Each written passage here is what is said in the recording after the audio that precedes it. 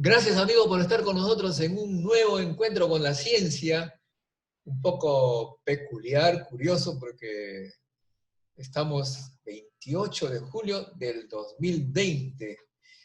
Y claro, uno ve la televisión, los medios de comunicación en general, y parece increíble cómo es que le solicitan opinión sobre el discurso del presidente a todo tipo de profesionales, menos a científicos. Y curiosamente, en esta oportunidad, la primera vez también que yo me acuerde, que un presidente habla de ciencia y tecnología en el discurso presidencial, lo que me ha impresionado porque hace tiempo que yo estaba diciendo que Vizcarra nunca pronunció la palabra ciencia, ahora ya se corrigió, lo ha hecho. Pero en lo que respecta a las opiniones de los políticos, prácticamente son opiniones ya, uno sabe qué van a decir, todos están contra, porque todos son miembros de un partido político, y claro, obviamente es natural en esta competencia por el poder. Nosotros por eso hemos querido investigar o preguntar, entrevistar a un científico que yo sepa, que yo conozca, es el más político de los científicos también, o sea que algo estamos nosotros metidos en política. Ha sido candidato a la vicepresidencia en alguna oportunidad por Acción Popular, con la Lampa. La Lampa. No, no, no, por adelante, adelante. Bueno, pues, pero, bueno, adelante, ok. Y bueno, entonces él es el más político que conozco, por lo menos. ¿Eh? De modo que vamos a preguntarle, se trata de Luis de Stefano, biólogo molecular de plantas, profesor de la Universidad Peruana Cayetano Heredia, ha tenido cargos en el Estado, el más que yo me acuerdo es en el INIA, director de investigación, seguramente que ha tenido malas experiencias porque todo lo que pasa por los institutos me lo dicen. Y por ello pues queremos su opinión así, en caliente. Gracias, Lucho, por aceptar esta entrevista, un poquito en tiempos curiosos de COVID y de política dura. Ok, no, gracias al contrario, muchas gracias por la deferencia y por la presentación. Bueno, dime, entonces, ¿qué opinas tú de lo que nos ha dicho el presidente Vizcarra? Bueno, yo lo considero algo anecdótico. Yo creo que si no hubiese ocurrido la polémica de las pruebas moleculares versus las pruebas rápidas, en este discurso no hubiésemos hablado, él no hubiese hablado de la ciencia. ¿Ya? Yo creo que se ha visto obligado a hacerlo. ¿Ya? Pero siempre la gente dice, ¿no? Si no nos importa lo que diga, sino lo que haga una persona. Es lo importante. Y que yo sepa, la política científica de este gobierno deja mucho que desear. ¿No? Se han cortado presupuestos al CONCITEC, a Innovate Perú, al PENIPA. ¿De No cuánto, tenemos... cuánto estamos hablando, Lucho, de recortes? No tengo los números exactos, solamente sé que ha habido recortes. Pero no salimos pues del 0.1% de inversión en ciencia y tecnología en el país. No salimos de eso. Estamos ahí entre 0.08, 1, 0.1, 0.12. Chile nos pasa por encima, ¿no? Brasil también, Argentina, Colombia. Lucho, pero eso ya lo sabemos todos, ¿no? Sabemos pues que Sí, pues, sí. el presupuesto del CONCITEC que le asigna el poder político al CONCITEC es equivalente a lo que le dan a un grupo de alguna universidad mediana de Estados Unidos, a un grupo de una universidad. Pero ese no era el tema, pues, Lucho, el discurso, Sí. discurso de Bueno, ya te dije mi opinión. Para mí me parece algo anecdótico, algo que si no hubiese ocurrido la epidemia, no lo hubiese nombrado. O sea, eso pero te firmo el cheque. ¿Ah? vayamos por partes. ¿Tú crees que un presidente pudo haber hecho mejor en esta circunstancia, con esta epidemia?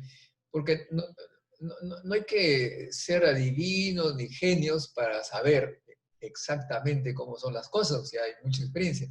En primer lugar, se sabe que si no hay cuarentenas y si la gente está libre, rápidamente se contamina, se contagia el 70% de la población, como ha ocurrido en Iquitos. Y del 70% digamos, de 30 millones, ¿cuánto es? 21 millones. Y se sabe que más o menos de los contaminados mueren 2 a 3%, son algo así como 600.000 muertes. Eso significa pues que de todas maneras las medidas de cuarentena, que yo las considero tardías, ha impedido a que haya esa cantidad de muertes tan rápido. Pero claro, el tema era que se esperaba, creo yo, que bajaba el número de contaminados por día, lo que permitía tener un sistema de salud que diera acogida a los contaminados, pero se ha descubierto pues que no es culpa de Vizcarra, sino de los 200 años que estamos celebrando, que se abandonó totalmente la situación médica. Estoy seguro que tú también tú de seguro privado no te atiendes. El Estado ha abandonado la salud y eso no es pues, responsabilidad de Vizcarra. Yo, lo que me molesta un poco. Bueno, eso es cierto, eso es cierto. No, me molesta. Pero a un presidente se le debe evaluar por sus resultados. Y hoy en la tarde estaba pasando en Canal N cuánto el porcentaje de caída en el Producto Bruto para final de año de todos los países de Latinoamérica. Paraguay va a tener una caída de 2.7% o 2.5%. Paraguay. Colombia anda entre 7 y 8, creo. Chile, 5.9. Perú, 13%. ¿Ya? Argentina, que está económicamente peor que nosotros, va a caer menos que nosotros. Entonces, algo hemos hecho mal. Bueno, pero definitivamente hay que aceptarlo. Todo país tiene problemas que arrastra. Entonces, no podemos estar echándole la culpa siempre al de atrás. ¿Ya? Entonces, por ejemplo, mi crítica es que cuando comenzó las noticias de China, nuestro pequeño CDC del Ministerio de Salud, pues no hizo su chamba, ¿no? ¿Qué es lo que tenía que haber hecho? Haber impuesto drástico control en el aeropuerto.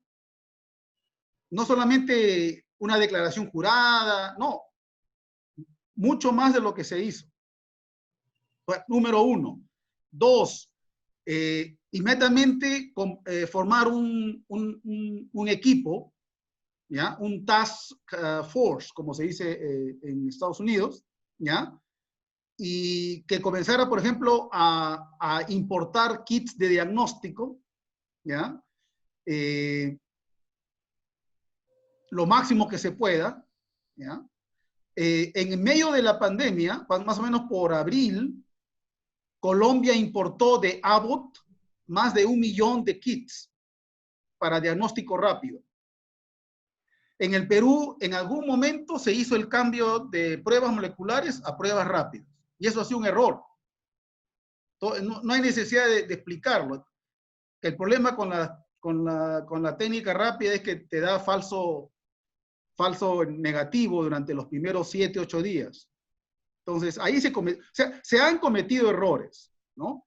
Desde el principio, por ejemplo, no se distribuyó comida a los sectores más necesitados de la ciudad.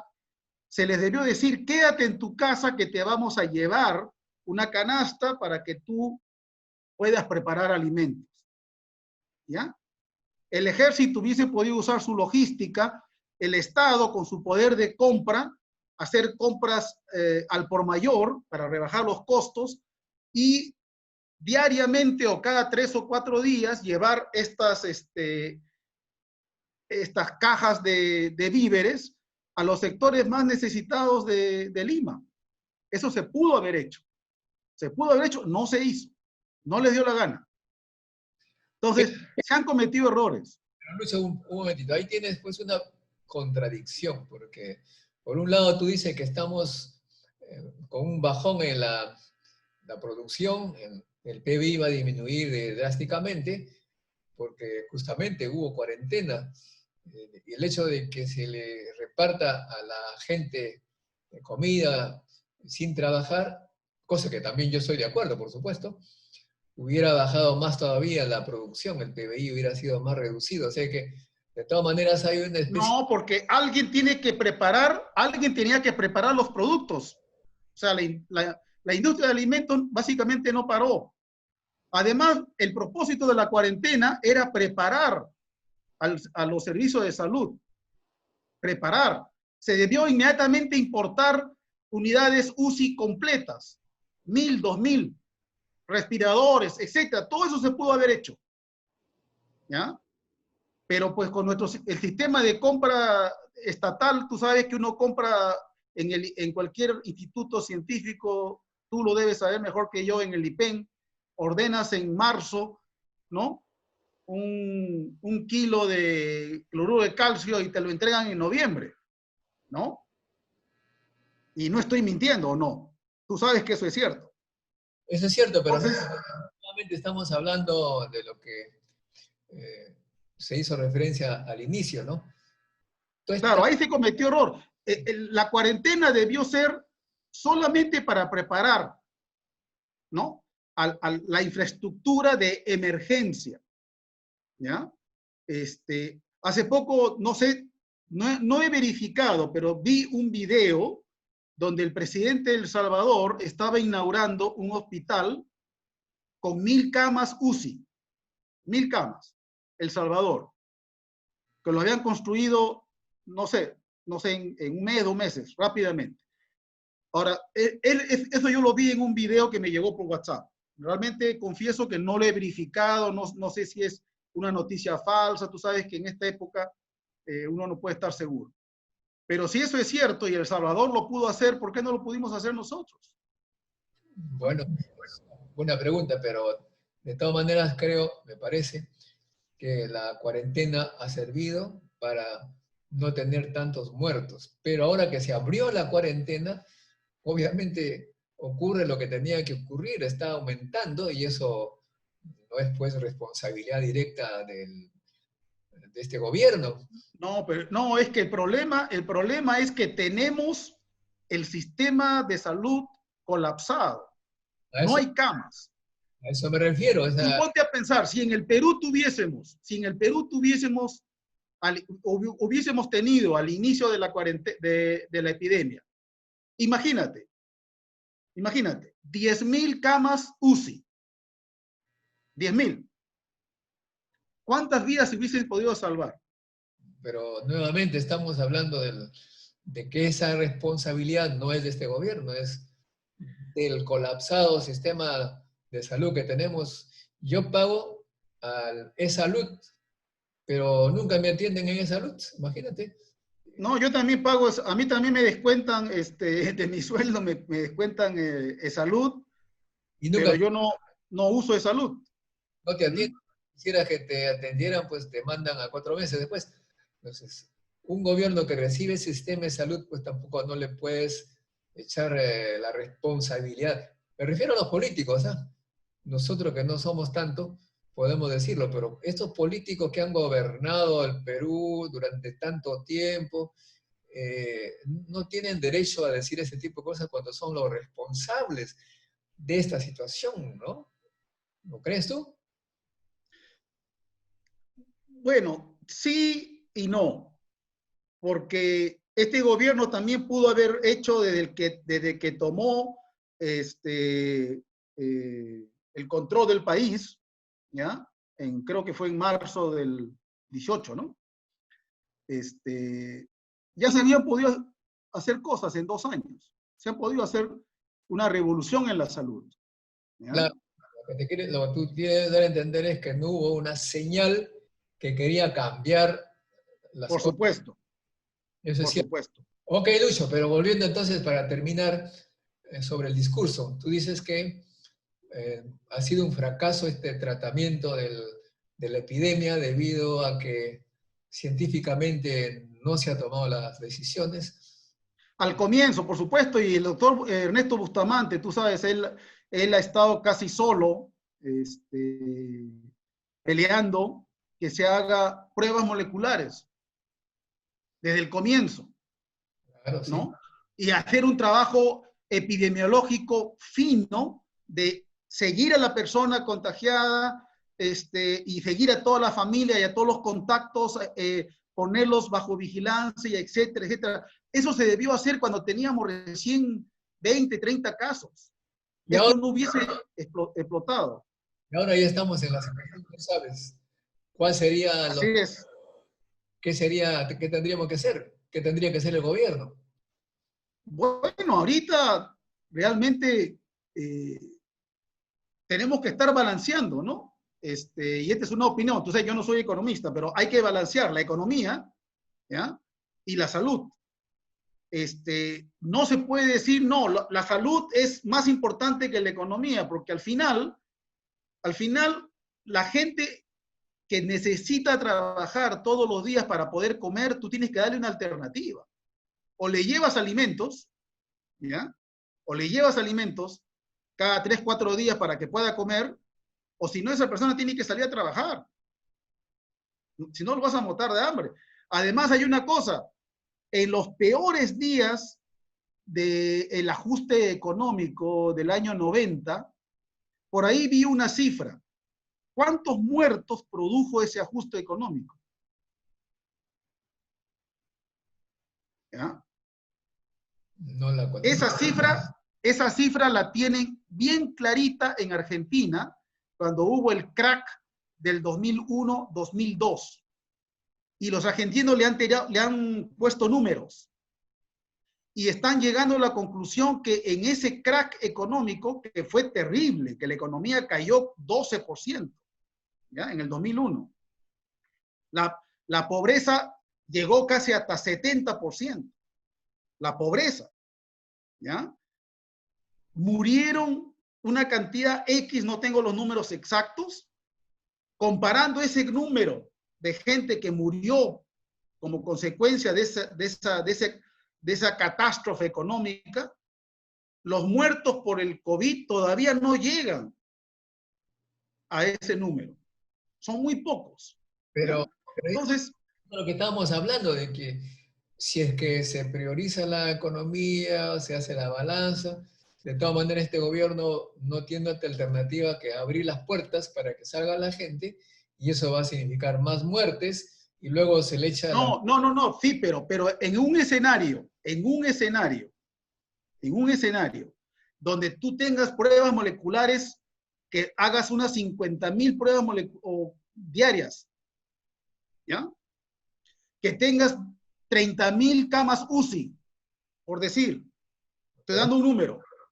En ese escenario, no importa que tengas un número X de contagiados. ¿Por qué? Porque los vas a tratar bien, los vas a monitorear bien y vas a controlar. De acuerdo, Lo pero que mata, lo que está matando ahorita es la falta de cama, la falta de cuidado, la falta de unidades UCI. Eso es lo que está matando a la gente. Recuerda, el número, la mortalidad en Alemania, en España, de esta enfermedad es entre 1 a 2%. Entonces, en el Perú estamos por llegar a los 400,000 contagiados por COVID. Entre 1 a 2% deberíamos tener, en realidad, entre 4,000, máximo 8,000 muertos. muy bien, Lucho. Ok, Modesto. Hasta la próxima. Y gracias por todo.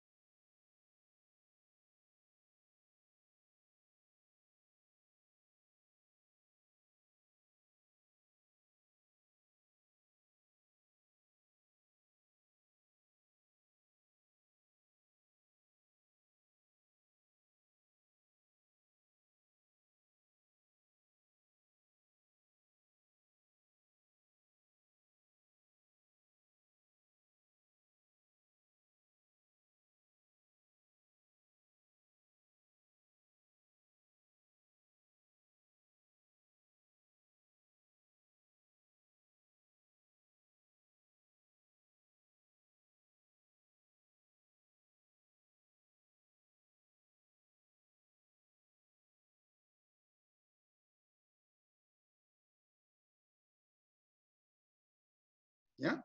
Las 12. La UNI, San Marcos, Villarreal,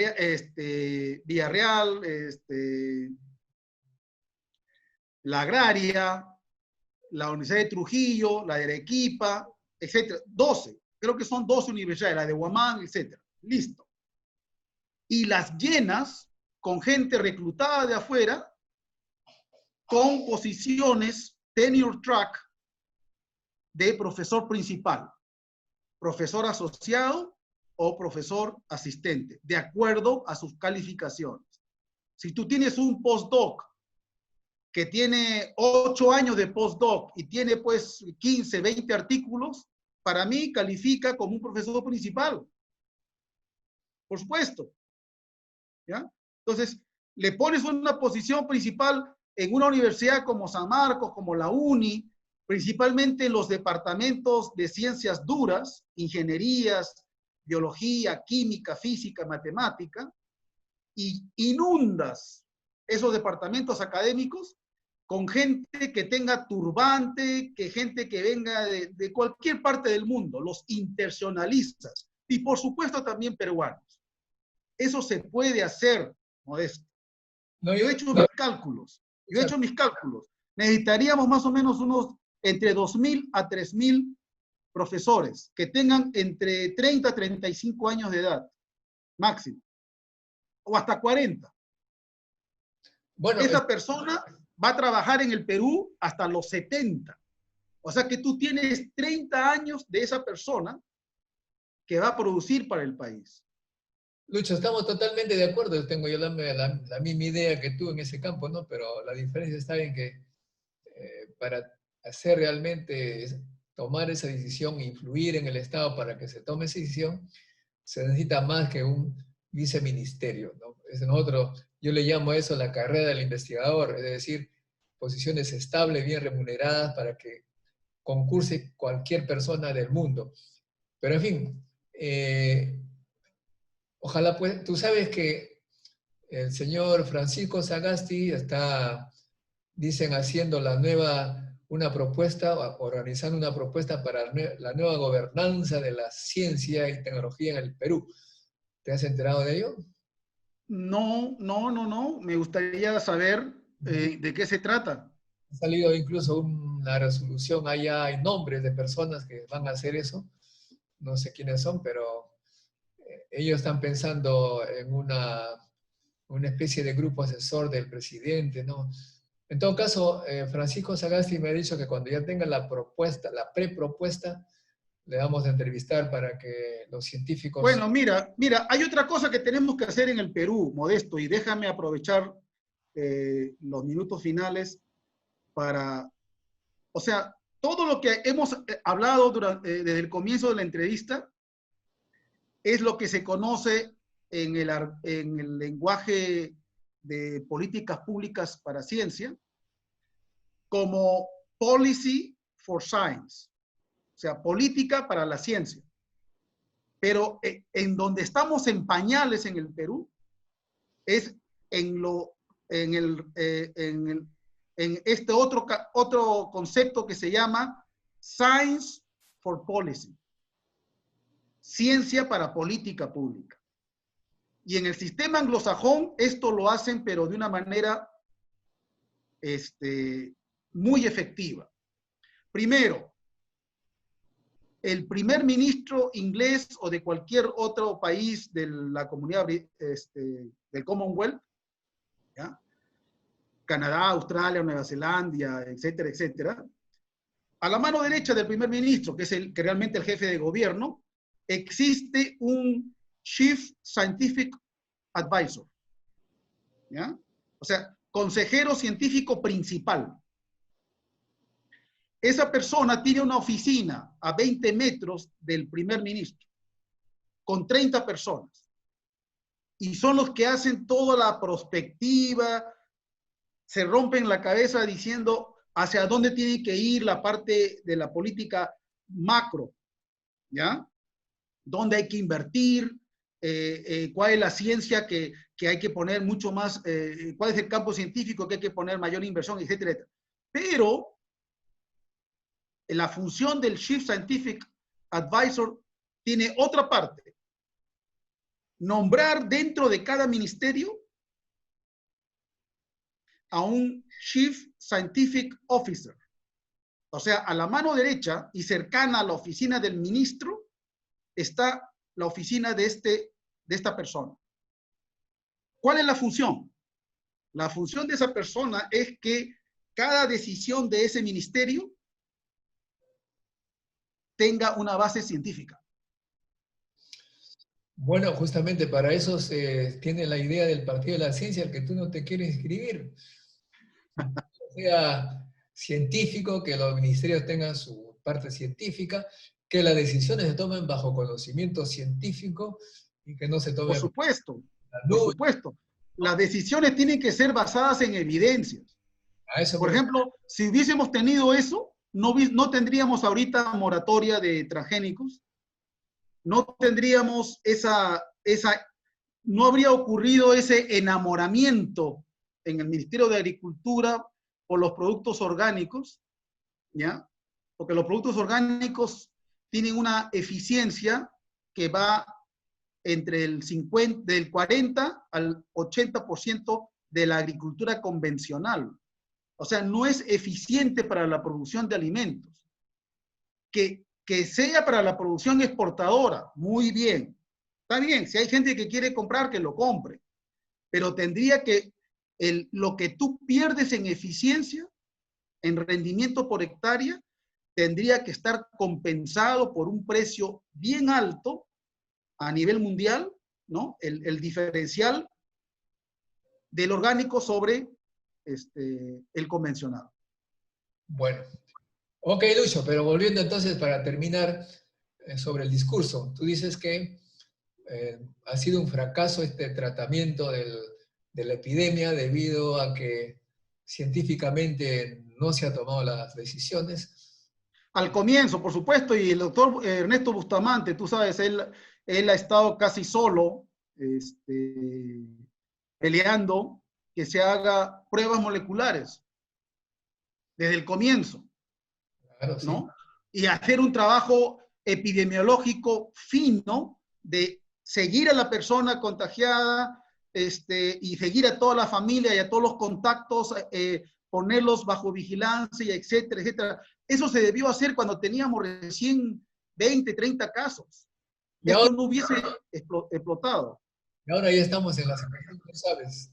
¿Cuál sería Así es. qué tendríamos que hacer? ¿Qué tendría que hacer el gobierno? Bueno, ahorita realmente tenemos que estar balanceando, ¿no? Y esta es una opinión, entonces yo no soy economista, pero hay que balancear la economía, ¿ya? Y la salud. No se puede decir, no, la salud es más importante que la economía, porque al final, la gente que necesita trabajar todos los días para poder comer, tú tienes que darle una alternativa. O le llevas alimentos, ¿ya? O le llevas alimentos cada 3, 4 días para que pueda comer, o si no, esa persona tiene que salir a trabajar. Si no, lo vas a matar de hambre. Además, hay una cosa, en los peores días del ajuste económico del año 90, por ahí vi una cifra. ¿Cuántos muertos produjo ese ajuste económico? ¿Ya? No la conozco.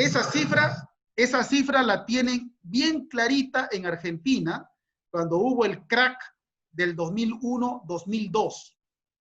Y los argentinos le han puesto números. Y están llegando a la conclusión que en ese crack económico, que fue terrible, que la economía cayó 12%, ¿ya? En el 2001.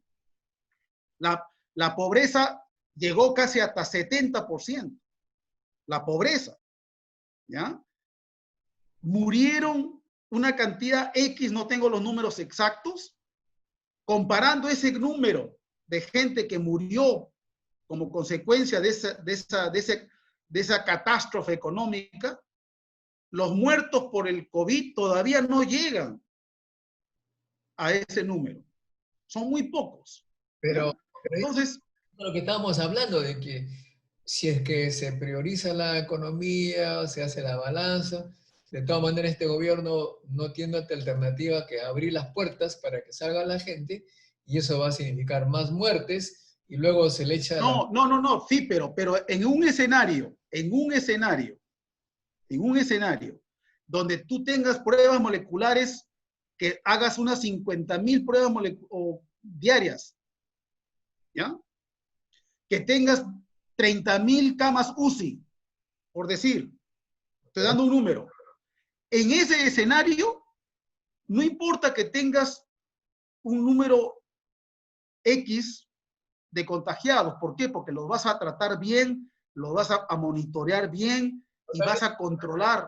De acuerdo, Lo que está matando ahorita es la falta de cama, la falta de cuidado, la falta de unidades UCI. Eso es lo que está matando a la gente. Recuerda, el número, la mortalidad en Alemania, en España, de esta enfermedad es entre 1 a 2%. Entonces, en el Perú estamos por llegar a los 400.000 contagiados por COVID. Entre 1 a 2% deberíamos tener, en realidad, entre 4.000, máximo 8.000 muertos. No, hay más que 400.000, ¿ah?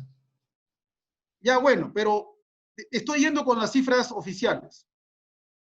O sea, deberíamos tener solamente con 400.000 contagiados un máximo de 8.000 muertos. Pero no, pues tenemos más de 40.000. O sea, revisa tus cifras de los contaminados. Creo que ya estamos por los 2 millones, amigo. Bueno, ok. Pero si hubiésemos hecho nuestra tarea con un buen monitoreo desde el comienzo, con un aumento en las unidades UCI de emergencia, ¿no? Importación de unidades completas, etc. Yo creo que sí se hubiese podido hacer un mejor trabajo. Ok, Lucho. Ok. Gracias por esta entrevista y esperemos pues que en el futuro tengamos un gobierno que dé más importancia al conocimiento científico. Espero que tú te convenzas y te metas en política, porque si no estamos hablando de lo que... No, sí. Pero hay una cosa que yo te digo, déjame terminar con esto, Modesto. En el Perú, los científicos usamos mal las palabras. Hay que aprender de la izquierda. La izquierda domina muy bien el idioma, ¿ok? Porque hay mucho lingüista en la izquierda. Y nosotros pedimos mayor apoyo para la ciencia y la tecnología. Al Estado no se le debe pedir mayor apoyo para la ciencia y tecnología. Al Estado hay que pedirle que se apoye en la ciencia y la tecnología para el desarrollo del país. Es diferente. Cuando tú pides apoyo, es como que estuvieses pidiendo apoyo para que le aumentes el sueldo a la Orquesta Sinfónica Nacional, guardando las distancias. ¿Ya? Eso es apoyo. Pero Lucho, justamente de eso estoy hablando. Claro. El partido de la ciencia es eso. No es que la ciencia requiera apoyo, sino que el Estado debe apoyarse en la ciencia. Así es. Es al revés. Es al revés. Déjame decirte eso, ¿no? Porque muchas veces le he dicho a los empresarios, políticos que me han escuchado, le digo, los científicos no están rogando ni llorando por nada, simplemente como mi amigo Lucho Espinosa, Lucho de Stefano, también son liberales, van a donde mejor se les trata.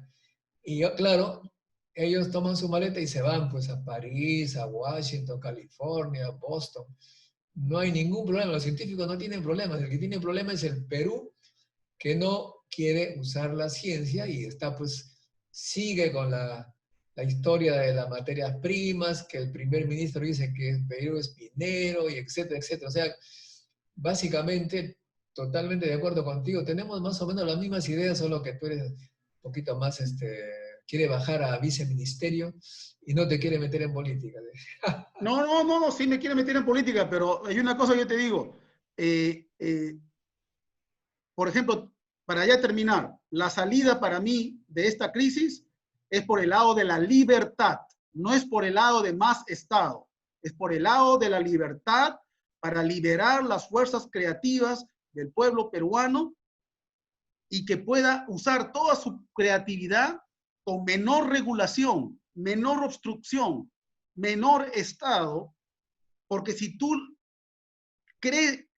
haces crecer ¿el Estado de qué cosa vive? El Estado no fabrica dinero. El Estado vive de los impuestos, de lo que la gente paga. Entonces, si tú a la gente le vas a quitar de su dinero, le vas a quitar más en impuestos para darle al Estado, está mal. Tú tienes que bajar el impuesto. Fíjate cómo en Europa se ha bajado el IGB para restaurantes. Por ejemplo, una forma de ayudar al sector de restaurantes aquí en el Perú es acabar con el impuesto, el doble impuesto que tienes que pagar en los restaurantes y bajarle a una tasa de, no sé, pues, voy a dar un número, ponte 5 o 6%. Con eso los ayudas mucho.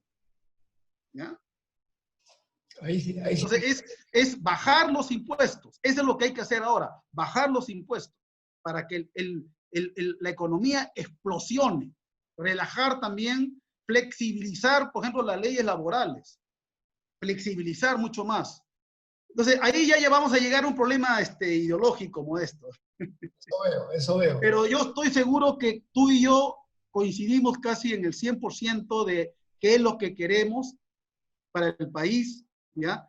Y por eso yo a ti te trato con respeto y yo veo que tú también me tratas con respeto, pero en otros grupos y en otros escenarios, a la gente que piensa, por ejemplo, como yo, inmediatamente nos tildan de neoliberales, come curas, come niños, somos la derecha bruta y achorada, etcétera, etcétera. Entonces viene el insulto, viene el character assassination, ¿no? Viene la demolición de tu imagen, etcétera, etcétera. Eso es lo que tiene que acabar en el Perú, ¿no? Eso es lo que, por eso que el ideal de libertad es importante.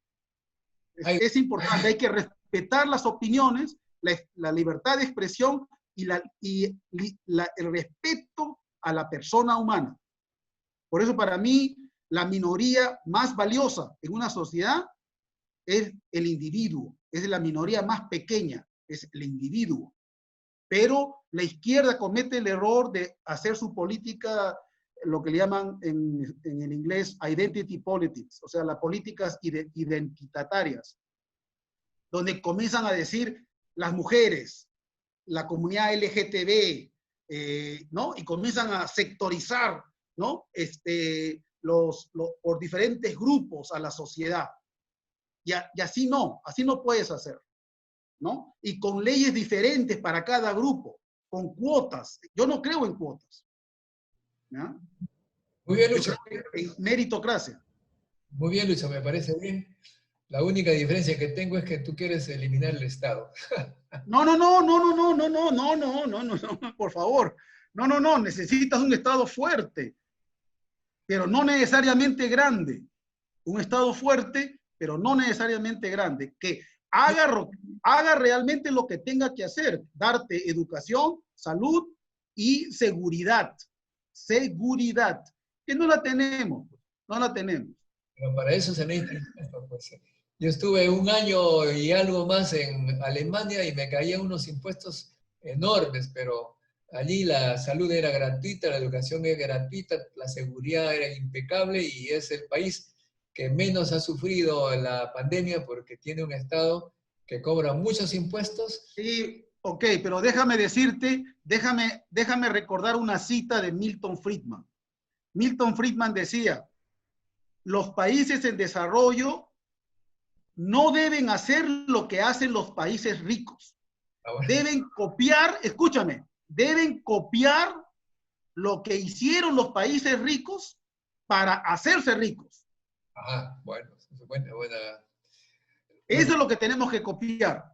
¿Qué hizo Suecia en los años 1860, 70, 1880, etcétera, para hacerse un país rico? Educación, ciencia, educación. Es lo que tiene que hacer. Por supuesto. para mí la educación superior no puede estar desligada de lo que es ciencia. ¿Ya? O sea, la ciencia se hace en las universidades, la ciencia, como tú y yo sabemos, lo que le llaman la curiosity driven, ¿no? La empujada por la curiosidad. Y la ciencia mission oriented, o sea, la ciencia orientada por la misión. Esa es la ciencia que se hace en los institutos públicos de investigación. Muy bien, Lucho. ¿No? Así como se hace. Ok, Modesto. Hasta la próxima. Y gracias por todo.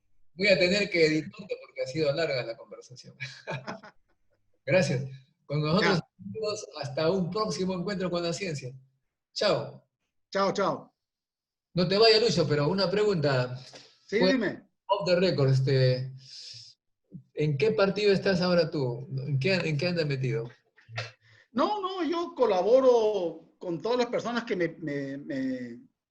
me llaman para colaborar, me piden ideas, etcétera, etcétera. Pero no, todavía no veo el panorama político claro. Pero sí no me gusta la idea de que hayan candidatos que no hayan hecho su trabajo. ¿Ya? O sea, tú no puedes pretender candidatear a la presidencia de la República después de haber estado, por ejemplo, meses en completo silencio. Ya debes saber tú a quién me refiero. ¿Ya? Ese es uno. Y otro... No solamente está silencioso, sino es un, ¿cómo diríamos? Un pata sin personalidad, parece un loquito. No, me estoy refiriendo a un ex primer ministro, ¿no? Y ex ministro de Cultura. Ah, no, pues esto es, uno es loco y otro es, no le tengo calificativo, pero el loco es peligroso, pues ese es. No, el otro tienes tú al alcalde de La Victoria, por ejemplo. No, pues, ¿sabes una cosa? Yo odio cuando la gente se deja meter el dedo, y discúlpame el francés. Por ejemplo, en la elección para alcalde, los medios escogieron a Muñoz y lo levantaron y terminó ganando. Bueno. Así no puede ser. O sea, los peruanos no podemos dejar que nos lleven jalados de la nariz, ¿no? Con un anillito aquí, jalados de la nariz, que nos lleven a que elijamos un candidato que vaya a continuar con lo que yo llamo la nomenclatura que se ha establecido en el Ejecutivo desde más o menos desde 2011 más o menos, hasta un poco más atrás. Hay una nomenclatura, hay un establishment que se autorreproduce, que se propaga por todo el Estado, imponiendo su forma de ver, su multilateralismo, su multiculturalismo, hasta la forma de hablar, te impone su forma de hablar, y etcétera, etcétera. Pues, totalmente fuera de los conceptos básicos de libertad. Ok, Lucho. Ok. Estamos en comunicación, ¿eh? Ya, un abrazo. Chao.